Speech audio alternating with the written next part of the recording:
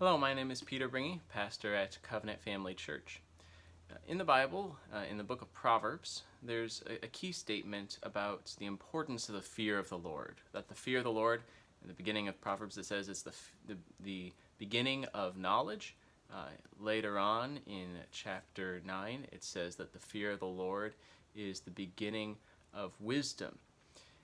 So why is the fear of the Lord so important, you might ask yourself? Why is that principle picked out?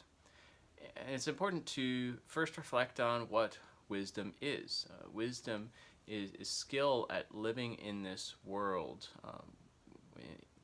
taking into account the way that it really is, so that you don't act foolishly and without taking heed of danger, that you just throw yourself at it, heedless of consequences, but rather you're wise, you are observant, you know the way the world works and know how to skillfully do your work in it.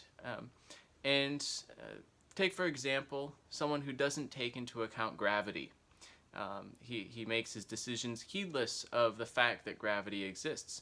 You're going to find him doing things that are foolish. He jumps off the cliff and doesn't take heed of the consequences because he didn't observe the way the world works. And that's the reason why the fear of the Lord is the beginning of wisdom, because it is the most fundamental fact about this world, about reality. And it's essential to truly being wise and having a proper knowledge of everything.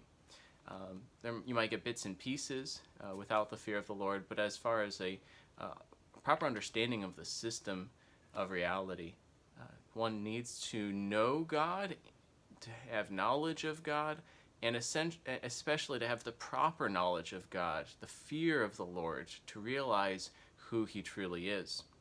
The fear of the Lord is the way it's commonly spoken of, is not necessarily a type of fear that causes you to want to escape, to run away, but rather it is a reverence, an awe, one that might even result in trembling, rejoicing with trembling, but still a realization that God is powerful, that He is holy, that He is just, that He is sovereign, and that we are not. And this fear of the Lord then is essential to guiding us in all of life. If we don't have it, we find ourselves going astray, rejecting the counsel of the Lord, rejecting the law of God, and trusting in other means to get by in this world, getting by with violence, getting by with whatever we think right at the moment, and not recognizing the wisdom that God has built into this world. The Lord is the one who has created all things, has put a design into this world, so that there are consequences, there are means to ends, there is the way we ought to do things, and it is good and it fits with reality, and it is wise the way God has created us to live.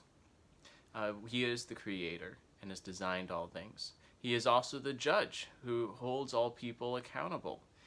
If we don't fear Him, we are forgetting the gravest danger that could befall us, which is running into the judgment of God. As Jesus says, don't fear the one who can destroy the body, but fear the one who can cast you body and soul into hell. Fear Him, turn to His mercy and grace, take Him seriously, and take the mercy He offers also seriously. Do not neglect that. And even as ones who are forgiven, walking in His ways, take His law seriously, realizing that He is the lawgiver. And also take His refuge and reward seriously, that He is the one ultimately who is going to give the final sentence on your labor. Well done, good and faithful servant, or not.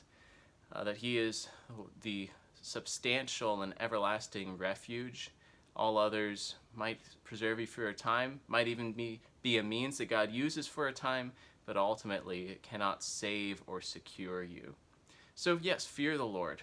The book of Proverbs expands on what exactly that means then in many ways, but it's a basic principle if we are to live wisely in this world.